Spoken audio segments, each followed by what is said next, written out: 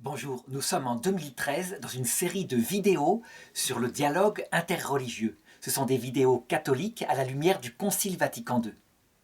Et dans cette série sur le dialogue avec l'islam, je voudrais parler de la question de la lapidation des femmes adultères. C'est une question qu'il est très important de traiter en ce moment particulièrement, je dirais à cette époque où beaucoup de musulmans sont tentés de revenir à un islam, je dirais, pur, idéal, ce qu'on appelle le salafisme.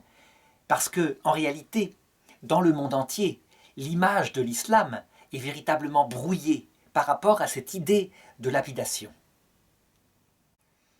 Il faut reconnaître qu'on trouve sur Internet, un peu partout, des vidéos où certains rigoristes mettent en scène carrément des scènes de lapidation et que ça provoque un véritable scandale qui pourrait éventuellement, comme le reconnaît Tariq Ramadan, se retourner contre l'islam lui-même dans les générations suivantes. Et donc, en 2005, il appelait sur Internet à une réflexion des musulmans par rapport à ce problème. Alors, comme il s'agit de vidéos de dialogue interreligieux, je voudrais aborder d'abord la position juive, puis la position chrétienne et la position musulmane. Il s'agit de les comparer. Je pense que la première démarche que demande le Saint Concile Vatican II, c'est de se comprendre, de comprendre d'où viennent ces traditions, et de les comprendre le plus précisément possible. Ensuite, il peut y avoir véritablement débat. Alors, pour être très précis, les lois sur la lapidation des adultères, et pas seulement les femmes, aussi les hommes, elles viennent de la Torah, ça veut dire des 5 livres de Moïse, et en particulier d'un texte très précis qui a été, on pourrait dire, quasiment repris tel qu'il est par le Coran, donc plusieurs milliers d'années plus tard. Ce texte se trouve en Deutéronome chapitre 22, 13, et véritablement, il faut le regarder dans son jus, c'est-à-dire tel qu'il est, pour bien comprendre, avec notre regard actuel, à quel point, pour les juifs et pour les chrétiens, il s'agit d'une loi provisoire, une loi datée. Donc, regardons simplement le texte. Voilà ce que dit Moïse.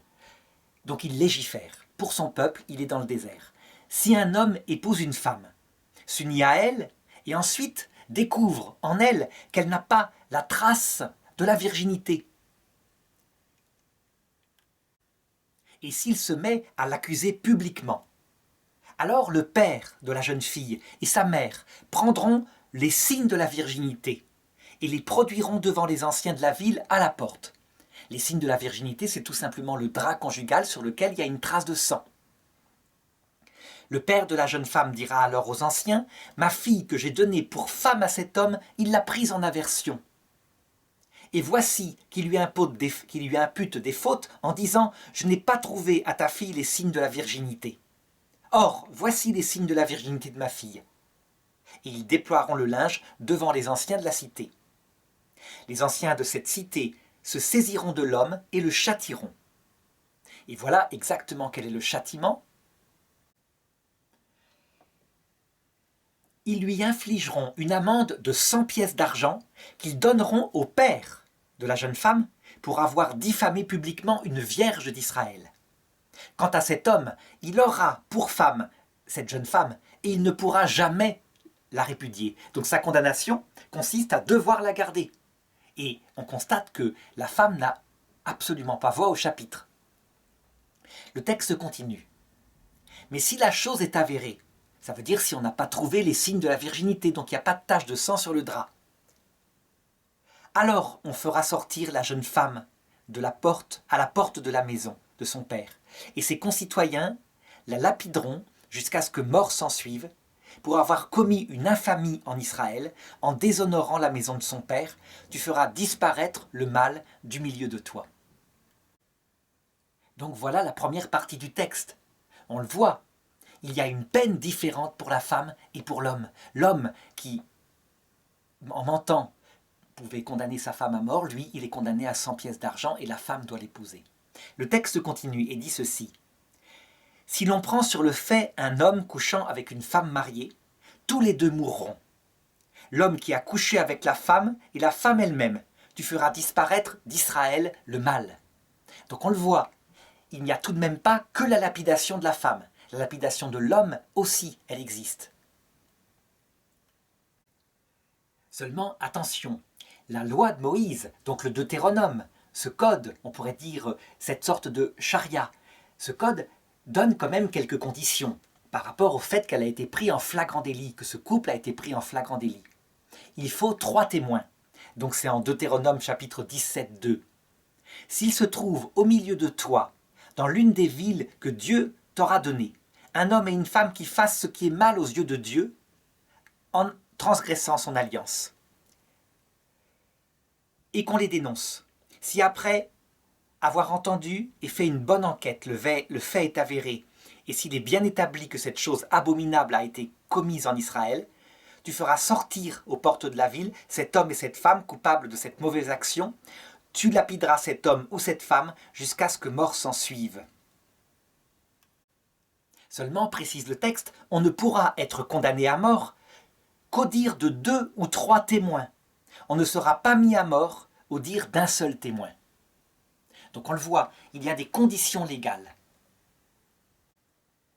Et alors ensuite, au chapitre 22, verset 23, Moïse s'étend sur un cas particulier. Il légifère pour cela. Il dit ceci. Si une jeune fille est fiancée à un homme, qu'un autre homme la rencontre dans la ville, c'est bien précisé, et couche avec elle. Vous les conduirez tous deux à la porte de cette ville et vous les lapiderez jusqu'à ce que mort s'en suive, tous les deux. Et il explique pourquoi. La jeune fille, parce qu'elle n'a pas appelé au secours dans la ville. Ça veut dire que même si c'est un viol, le fait qu'elle n'ait pas appelé au secours, elle sera lapidée. Et l'homme, parce qu'il a usé de la femme de son prochain, tu feras disparaître le mal au milieu de toi. Et bien sûr, le texte en parallèle continue. Si un homme a fait la même chose dans la campagne, alors à ce moment-là, on ne lapidera que, que l'homme, parce que la femme aura pu crier et qu'on ne l'aura pas entendu. Alors évidemment, à la lecture de ces textes, j'entends tout de suite ceux qui diront « Mais ça ne peut pas être la parole de Dieu !» On dit que c'est la parole de Dieu, que Dieu a parlé, qu'il a inspiré Moïse. Ce n'est pas possible. C'est une loi qui est profondément injuste, qui est primitive, qui essaie de traiter de cas particuliers et qui ne les envisage pas sous tous les aspects. C'est d'autant plus injuste que Moïse aurait pu le savoir, puisque dans ses ancêtres, la fille de Jacob, Dina, avait été violée. C'est quelque chose qui est raconté dans la Genèse au chapitre 34, verset 1. Comment est-ce que Sichem, le fils de Hamor le Hittite, prince du pays, vit Dina, qui était très belle, et l'ayant enlevée, il coucha avec elle et lui fit violence. Et ensuite il tomba amoureux d'elle, et il la demanda en mariage. Et alors évidemment, les frères de Dina, apprenant qu'elle avait été violée, même s'il l'a demandé en mariage, furent véritablement furieux et dirent « Comment peut-on laisser faire une chose comme cela? Comment ils ont pu déshonorer notre sœur ?» Jacob, lui, qui était plus vieux, eh bien il décida, puisque cet homme-là se repentait de son viol, qu'il était prêt à épouser Dina, et même à être circoncis, à prendre les coutumes d'Israël, eh bien il décida de donner Dina en mariage à celui qui l'avait violée. Seulement, les fils de Jacob, devant une telle infamie, profitèrent du fait que les autres étaient encore malades de la circoncision pour aller de nuit dans la ville et pour passer au fil de l'épée toute la ville. Ils tuèrent tout le monde, ils firent sortir leur sœur de la ville, et du coup Jacob, furieux comme tout, fut obligé de fuir, parce qu'il se disait que les autres gens du pays allaient s'unir contre lui et les massacrer tous. Donc on voit bien dans ce récit que Dina a été violée dans la ville, et qu'elle a eu beau crier, ou peut-être qu'elle n'a pas pu crier, parce que tout simplement elle a été menacée. Donc on se dit, Moïse aurait pu, en regardant la vie de ses propres ancêtres, faire une loi un peu plus fine. Alors comment expliquer que ça peut être la parole de Dieu, alors que visiblement elle sort d'un homme, Moïse? Eh bien l'explication des Juifs et des chrétiens, elle est simple. C'est que Dieu, en vérité, il révèle dans ce genre de texte ce qu'était l'humanité. Et comment peu à peu, tout au long de la Bible, il l'a affiné. Les musulmans, lorsqu'ils regardent ce genre de texte, diront « il a été visiblement corrompu, il y a des choses qu'on ne peut pas garder, qui sont lourdingues ». Donc ils disent que la Bible a été falsifiée par ceux qui l'ont rédigée. Tandis que les Juifs et les chrétiens disent non, non, non, le texte est vraiment parole de Dieu. Parce que tel que parlaient ces gens, tel qu'ils vivaient, leur mentalité, elle révèle quelque chose. Elle ne révèle pas la volonté de Dieu. Elle révèle l'état où était leur âme. Et donc si on regarde sa propre âme à soi, à la lumière de ça, on voit comment Dieu, petit à petit, étape par étape, peut mener au salut des gens aussi primitifs que Moïse lui-même. Je sais que ça va choquer certains, mais il suffit d'analyser ce genre de loi. Parce que Moïse, on est sûr qu'il est sauvé, il est saint, il est Moïse, il est mort certainement au désert, il a désobéi à Dieu, on sait très bien, et Dieu l'a puni, il n'a pas pu entrer dans la terre promise, mais il est apparu avec Jésus le jour de la transfiguration. Donc pour les chrétiens, on sait très bien que d'une façon ou d'une autre, à l'heure de sa mort sans doute, eh bien il a évolué et il est devenu maintenant quelqu'un qui fait partie du royaume de Dieu, et donc qui pratique la loi définitive, celle qui va être révélée en Jésus.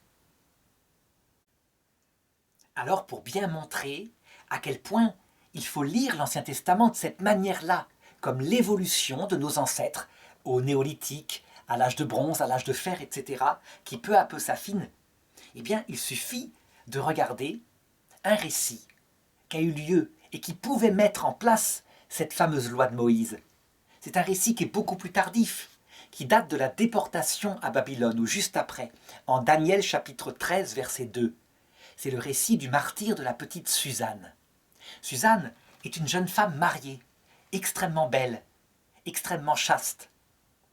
Elle a un parc immense parce que son mari est très riche. Et le soir, alors que dans la journée le parc est ouvert, les gens peuvent se promener dedans, les portes du parc sont fermées le soir et elle a l'habitude de se baigner dans une pièce d'eau qui est dans le parc. Or voici que deux juges d'Israël, donc des hommes qui ont une notoriété, c'est pas n'importe qui, ils jugent les gens,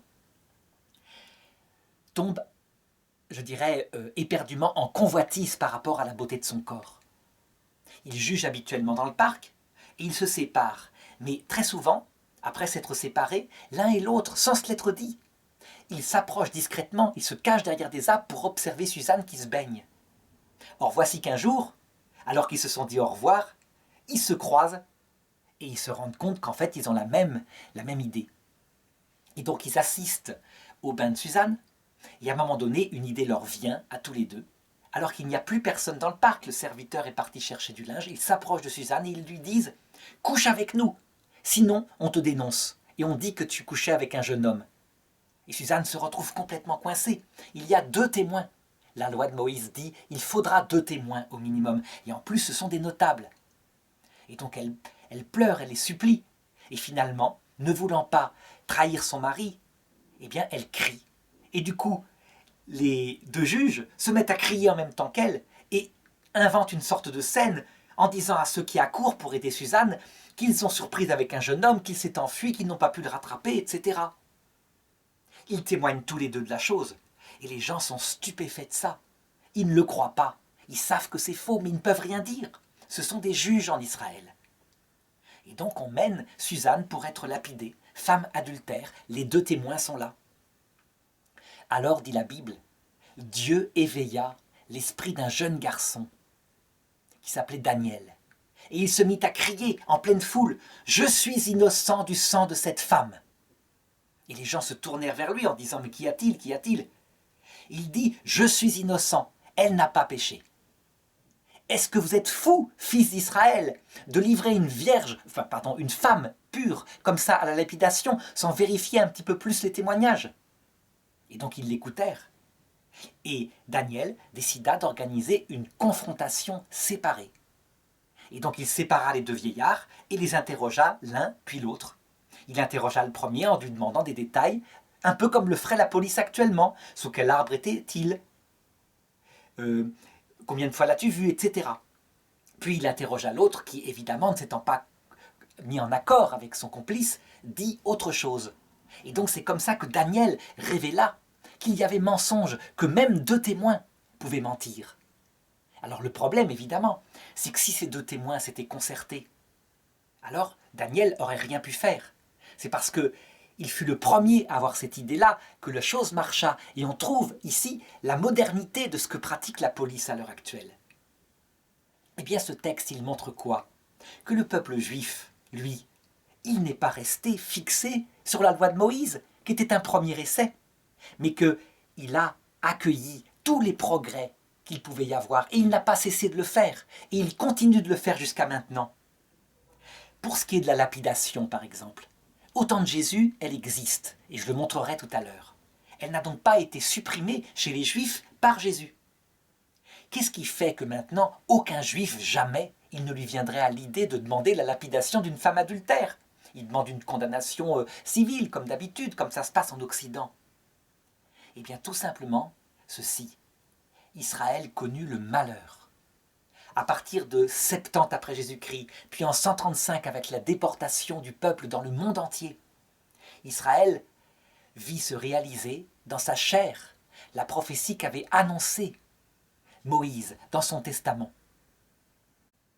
Ça se trouve dans le Deutéronome au chapitre 28, verset 65, et tous ceux qui sont avant et après, où Dieu dit « Je vous disperserai parmi toutes les nations, et là, parmi ces nations, tu n'auras jamais de tranquillité.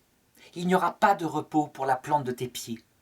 Mais là, Yahvé te donnera un cœur tremblant, des yeux éteints, un souffle court. » En fait, dans ses malheurs, dans sa souffrance, le peuple d'Israël a acquis, au cours des 1900 ans sans État, déporté, un tel sens de sa pauvreté qu'il n'a plus pu appliquer durement des lois à ces femmes qui pouvaient commettre l'adultère pour des motifs parfois de faiblesse.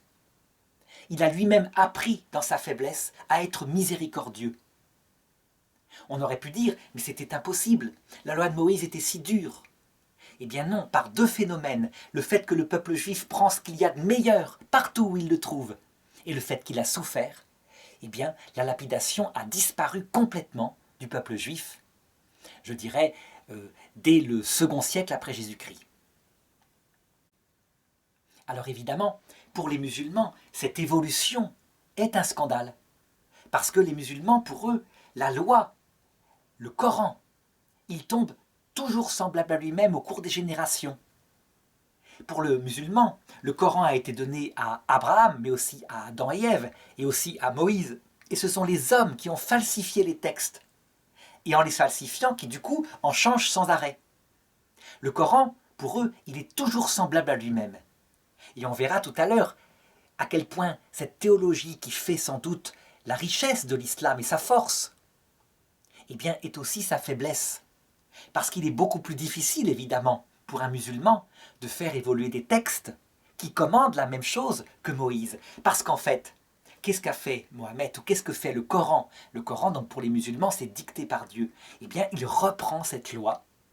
Et cette loi va être, je dirais, elle est appliquée partout, je dirais, principalement dans les campagnes. On voit même parfois le linge après, je dirais, la nuit de noces, le linge où la virginité de la jeune fille est prouvée, qui est affiché à la porte, comme le faisaient les Juifs à l'époque de Moïse. Donc on voit d'où vient cette tradition. Alors maintenant, qu'en est-il pour les chrétiens? Est-ce que Jésus a autorisé ou a interdit la lapidation?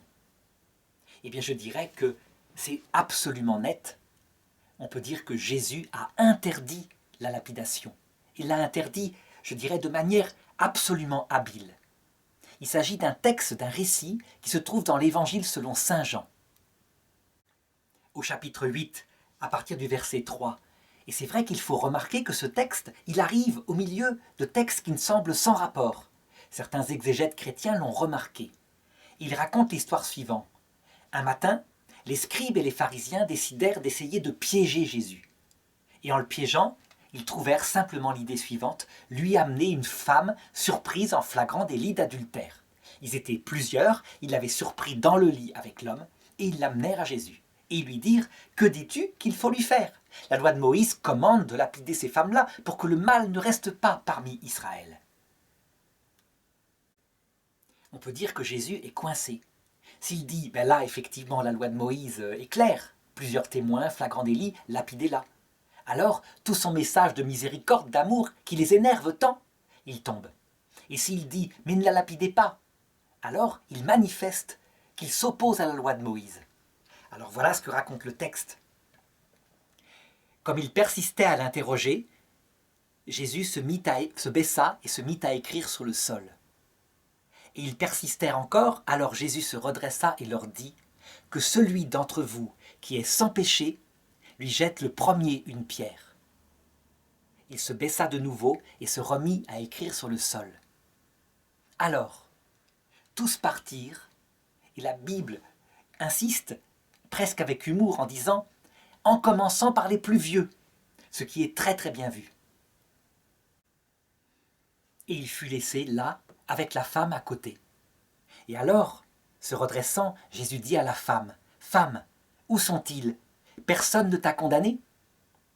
Et la femme répondit « Personne, Seigneur. » Alors Jésus dit, et c'est là qu'il interdit la lapidation, « Moi non plus, je ne te condamne pas. » Même pour les musulmans, le seul être qui pouvait lapider, selon la parole de Jésus, cette femme, c'était quelqu'un qui n'avait jamais péché. Et Jésus, pour les musulmans comme pour les chrétiens, n'a jamais péché. Et donc il ne le fait pas. Et ensuite il lui dit « Va et désormais ne pêche plus. » Alors évidemment, ce texte est très fort.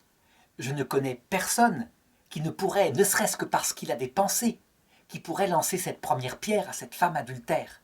Et on peut dire qu'à partir de là, la lapidation a disparu. Alors évidemment, face à un texte si fort, les musulmans qui partagent une autre foi ont cherché à expliquer que ce texte était lui-même une falsification de la loi de Moïse. Et pour ça, ils ont trouvé curieusement des alliés parmi les exégètes modernes du christianisme. En effet, on constate qu'il y a certains manuscrits anciens de l'Évangile selon saint Jean qui ne contiennent pas ce passage sur la femme adultère. Par exemple, on cite un manuscrit ancien, le Sinaiticus, au IVe siècle après Jésus-Christ, qui ne le donne pas. Le Vaticanus, au IVe siècle après Jésus-Christ, ne le donne pas non plus. Le manuscrit Alexandrinus ne le contient pas. Et parmi les anciens manuscrits, celui de Bodmer, qui date sans doute vers l'an 200, ne le contient pas, ainsi qu'un autre manuscrit ancien du IIIe siècle. En fait, ce passage sur la femme adultère nous est parvenu par des textes de l'Évangile, mais du côté occidental. Ça veut dire que du côté de l'Orient, elle semble avoir été enlevée, en tout cas ne pas être présente. Mais dans l'Église d'Occident, l'Église latine, elle y est. Alors, par contre, du côté occidental, le plus ancien des manuscrits d'Évangile, le Codex Bezae, qui date sans doute de 120 après Jésus-Christ, il le contient. Et donc on est face à quelque chose d'insoluble. Évidemment, certains exégètes, s'appuyant là-dessus, diront « donc le texte n'y est pas ». Mais d'autres exégètes diront « c'est pas du tout ça ». C'est qu'en Orient, il fut retiré par certains prêtres parce qu'ils avaient peur que cela favorise l'adultère. Quelle est la vérité? On n'en sait rien. Certains ont dit qu'en fait, il était d'abord présent dans Saint Luc et il avait été ensuite mis dans Saint Jean. Personne ne pourra trancher, sauf si on retrouve un jour un manuscrit de l'Évangile selon Saint Jean, disons de la fin du 1er siècle. Quelque chose donc qui est presque de la main de Saint Jean. Pour les chrétiens, ça ne pose aucun problème. Parce que de toute façon, quelle que soit l'histoire de ce texte, pour les chrétiens, infailliblement, les Écritures sont inspirées et Dieu n'y met que ce qu'il a voulu. Et donc, quelle que soit l'apparition de ce texte, de toute façon, il a été voulu par Dieu. Il y a été mis. Pour les musulmans, évidemment, qui fonctionnent par la dictée mot à mot, eh bien, il y a un sourire léger qui sans doute s'allume à ce moment où je parle. Mais que se souviennent les musulmans, pour ne pas être trop rapide, que eux-mêmes ont des failles dans la transmission du Coran. Par exemple, quand Othman, qui fit écrire le Coran par les compagnons du prophète, se retrouva avec, paraît-il, 33 manuscrits, et qu'il en garda un et fit brûler les 32 autres qui étaient légèrement différents, et qu'il les ordonna, les sourates, selon un ordre qui n'est pas un ordre de quelqu'un de cultivé, l'ordre de leur taille. Donc, on voit bien la chose. L'essentiel n'est pas là. L'essentiel, c'est que chacun fonctionne de la même façon, par la foi. Et donc les musulmans, évidemment, croiront que Jésus n'a jamais interdit la lapidation et les chrétiens croiront que Jésus véritablement l'a interdit. L'argument très fort pour les chrétiens, c'est que tout l'évangile de Jésus va dans le sens de l'interdiction de la lapidation, bien évidemment. On n'imagine pas Jésus lapider une femme adultère, lui qui leur parle. Par exemple, on se souvient de la Samaritaine, quand elle se met à parler à Jésus auprès d'un puits, et qui lui dit « Va chercher ton mari ». Et elle dit « J'ai pas de mari ». Et Jésus lui répond « Si, tu as eu 5 maris, et celui avec qui tu vis actuellement n'est pas ton mari ». Et elle tombe des nues, elle s'aperçoit qu'il est prophète. Il voit bien Jésus, que cette femme-là s'est liée avec toutes sortes de circonstances. Il ne lui demande jamais de quitter le 6e mari.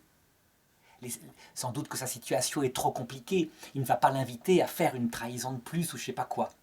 Donc il sait parler aux femmes adultères, et dans tout l'évangile ça choquera certains juifs. Il parle aux pécheurs, il mange, il s'attable avec des femmes adultères. Alors qu'est-ce qu'il en est maintenant de l'islam ? Eh bien, comme je le disais tout à l'heure, pour l'islam, les choses sont beaucoup plus compliquées, pour plusieurs raisons. D'abord, il n'y a pas cette souplesse du judaïsme. Comme je le disais, le Coran est dicté mot à mot. Donc comment faire autrement que de constater que Dieu ordonne la lapidation des femmes et des hommes adultères avec les conditions les mêmes que Moïse. Il faut 2 ou 3 témoins, flagrant délit, etc. Si bien que les conditions sont compliquées. Cependant, elles ne sont pas si compliquées que ça pour les femmes, surtout pour les jeunes filles. Si une jeune fille tombe enceinte, que faire ? Eh bien, les musulmans, ils ont trouvé la solution. Ça veut dire que quand il arrive qu'une jeune fille est enceinte, eh bien, ils disent qu'elle a été violée. Et souvent, nous occidentaux, on s'étonne parce qu'on voit que après, la jeune fille en question, qui a été violée, elle se marie avec son violeur. Et on se dit, ça fait certainement référence à la loi de Moïse, cette histoire de Dina. En réalité, c'est quelquefois beaucoup plus subtil que ça. C'est comme dans l'histoire de Dina d'ailleurs. Dina, elle est tombée amoureuse, en tout cas apparemment c'est ce que dit le texte, de celui qui l'avait violée au départ. Et en l'occurrence, la plupart du temps, ce sont simplement des jeunes gens qui se sont aimés, mais comme c'est interdit dans cette société musulmane traditionnelle, eh bien, si la jeune fille tombe enceinte, pour sauver son honneur, on va dire qu'elle a été violée. Et après, on les marie. Mais en réalité, c'était des jeunes gens comme ça se passe un peu partout dans le monde, depuis toujours. Donc il faut savoir ça, pour ne pas, je dirais, appliquer, croire que l'islam force les jeunes filles violées à se marier à leur violeur. Toujours pareil, il faut comprendre la mentalité qui est dessous en fonction du substrat culturel, je dirais. L'autre problème dans l'islam, c'est qu'il n'a pas connu cette souffrance durable, prolongée, qu'a connue le peuple d'Israël. Au contraire, actuellement, il se redresse plutôt dans une grande fierté, une fierté de ses racines, de ses origines. Et donc, comme le faisait remarquer Tariq Ramadan, souvent, tout ce qui vient de l'Occident, en prenant l'extrême inverse, on a l'impression d'être plus musulman. Et donc, comme l'Occident est profondément scandalisé de la lapidation, eh bien, on voit réapparaître sur Internet, par des fanatiques, des vidéos de femmes lapidées. Et donc lui, qui est intelligent, s'inquiétait de ça en disant « c'est quelque chose qui va se retourner contre l'islam tôt ou tard ». Et donc il appelait maladroitement à un arrêt, il appelait ça un moratoire sur les lapidations. Alors qu'est-ce que peut penser un chrétien ou un juif de cela ? Eh bien, en regardant la propre expérience d'Israël, il est fort probable que la lapidation, elle disparaîtra sous l'influence de 3 choses. Premièrement, sans doute, la culture qui s'approfondit dans les peuples musulmans. Certains pays comme la Tunisie, le Maroc, où les gens sont très cultivés, la lapidation est complètement disparue. Et lorsqu'il y a adultère, il y a divorce pour faute, comme normalement. Deuxièmement, ce sera sans doute par la réaction de la génération suivante. Je veux dire par là qu'actuellement, on a un excès du côté du rigorisme qui est très net.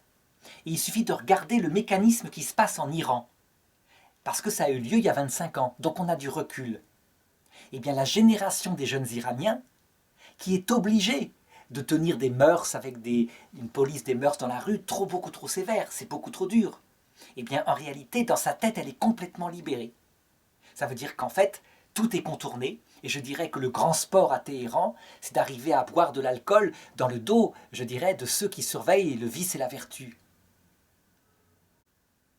Seulement ça, cette deuxième chose, elle est certainement circonstancielle. La lapidation pourrait revenir la génération suivante encore. Non, ce qui à mon avis fera disparaître la lapidation vu la force des textes, c'est sans doute les souffrances que dans ses propres prophéties, l'islam annonce et qu'il vivra. Mohammed disait que l'islam avait commencé étranger, à Médine, et qu'il terminera étranger, donc qu'il connaîtra cette même disparition, ce même martyre, cette même petitesse que le peuple d'Israël. Évidemment, s'il le connaît, s'il est persécuté, s'il est aussi difficile pour un musulman d'observer, disait Mohammed, 10% de la loi, qu'au début, pour un musulman d'observer 100% de la loi, eh bien, il fera le même mécanisme, le même chemin de miséricorde, pour comprendre que femme adultère, et femme adultère il y a, ainsi que homme, il faut penser à la faiblesse. C'est pas pareil que l'adultère prémédité, par méchanceté. Ça ne veut pas dire que l'adultère est bien, du tout. Mais ça veut dire que on ne peut pas appliquer une peine aussi barbare qui choque totalement une sensibilité affinée et qui déshonore maintenant finalement l'islam. Toute je dirais, l'intelligence humaine arrive à éviter la lapidation dans les pays qui sont davantage cultivés. On contourne la loi, je dirais, comme ça, par des arguties, pour arriver à ce que les conditions de la lapidation ne soient pas réalisées. Mais je pense qu'il faudra plus que cela. Il faudra simplement, véritablement, interpréter, peut-être spirituellement, la lapidation, sur le modèle des chrétiens, à savoir que l'adultère, effectivement, est un péché qui tue l'amour des époux. Et donc, sous ce rapport-là, c'est un péché mortel qui doit être puni par une peine spirituelle, à savoir, évidemment, il aboutit à la rupture du couple, etc. Donc il y a moyen, en prenant chez les juifs et en prenant chez les chrétiens, de dépasser cette chose qui est problématique au XXIe siècle.